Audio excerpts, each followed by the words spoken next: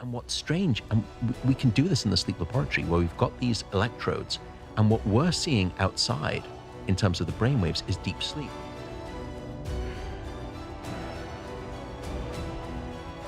I think from an evolutionary perspective, the first thing which perplexes me is the idiocy of sleep.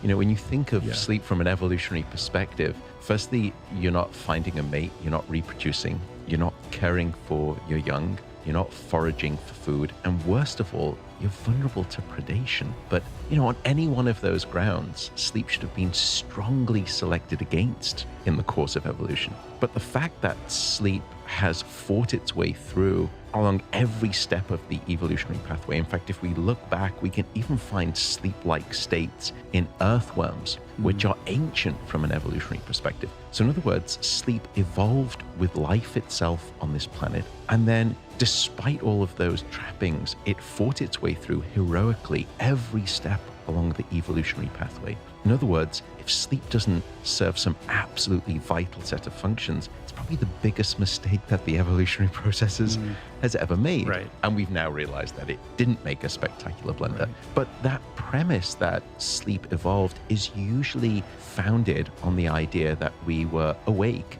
and then we evolved to sleep.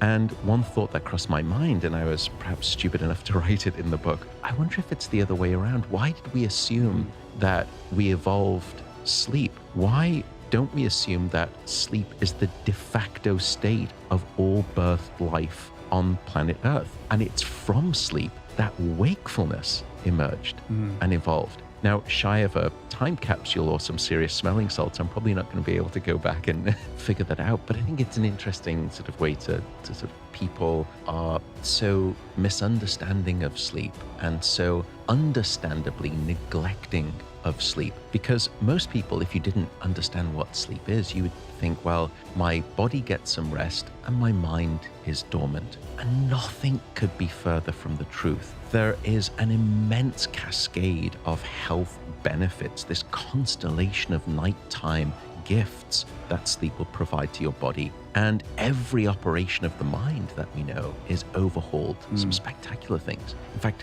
during certain stages of sleep, your brain is up to 30% more active than when you're awake. And so it's so understanding that we would think, well, you know, if I didn't know anything about sleep, surely I can just shave off an hour here or two. And it just doesn't work like that. You know, 1 hour we can think of this incredible global experiment that's performed on well over 60 billion people across well over 2 billion people across 70 countries twice a year. It's called daylight savings time. And what we've discovered is that in the spring, when we lose just 1 hour of sleep, there is a 24% increase in heart attacks the following day. You sort of see, I think it's a 21% reduction in heart attacks. So that's how fragile, you know, how capable of meeting the demand of brain atrophy and damage that system is of regeneration is unclear. What I should note, by the way, is that system of the creation of new brain cells, it's what we call neurogenesis, which I think is a great alternative name for a band rather than just Genesis, Phil.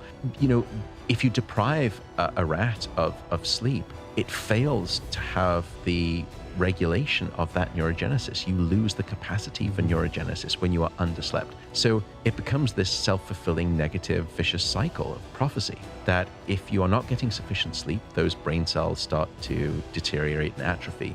And then the one thing that could help you get them back is the one thing that you keep depriving yourself of. So you lose even the salvation of the sort of the salvaging, I should say, of that. In fact, the brain doesn't stop developing until it's about 25 years old.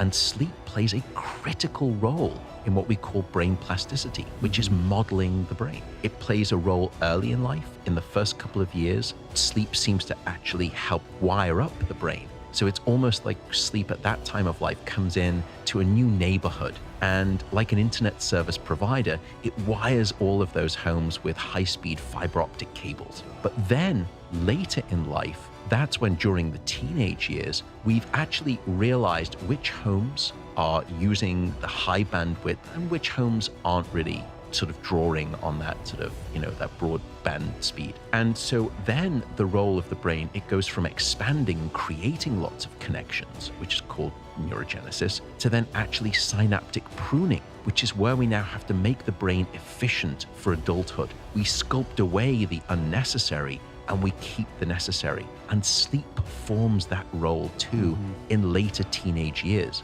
And as a consequence, if you are chronically undersleeping a teenager, you're effectively stunting brain development. And no one would wish that for their child. Early in life, in the first 5 or so years, you want to sort of, it's almost spray and pray attitude, a little bit like in investing.